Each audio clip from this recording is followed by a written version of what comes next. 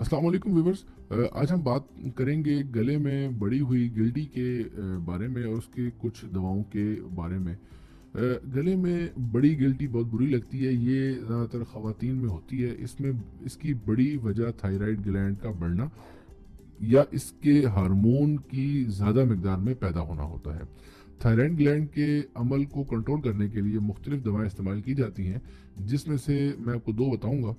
एक तो उसमें है जी कार्बिजोल, उसमें उसके अलावा है जी नियोमार्काजोल।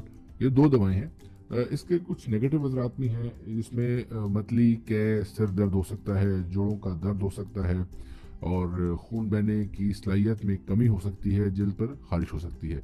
और ये किन लोगों ने इस्तेमाल नहीं करनी, वो हैं जी कि जो हामला औरतें हैं उन्होंने बिल्कुल इस्तेमाल नहीं करना, और वो औरतें जो बच्चों को दूध पिला रही हैं वो भी इस्तेमाल नहीं करनी, उन्होंने भी इस्तेमाल नहीं करना।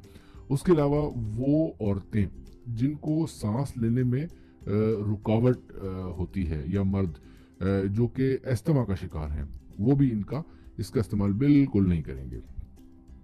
अच्छा, अब हम बात करेंगे इसके देसी नुस्खों के बारे में।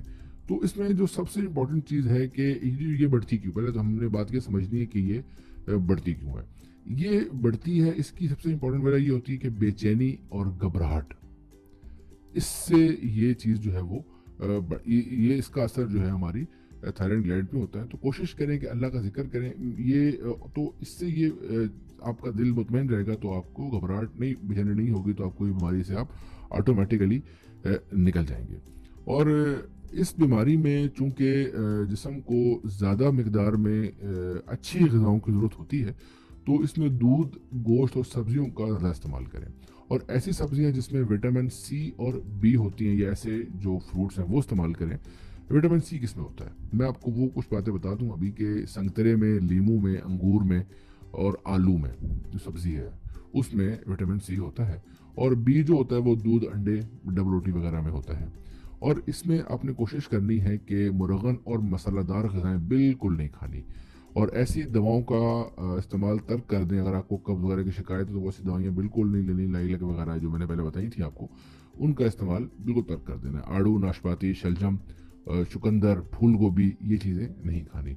और नमक और नमकीन अशिया कोशिश करनी है कि उनका भी आपने इस्तेमाल ना करें, या हो सके तो कम करें। और एक सबसे इम्पोर्टेंट चीज़ कि मार्केट में आयोडीन बिला नमक आराम से मिल जाता है, उसका इस्तेमाल कीजिए। Thank you very much. अस्सलाम वालेकुम।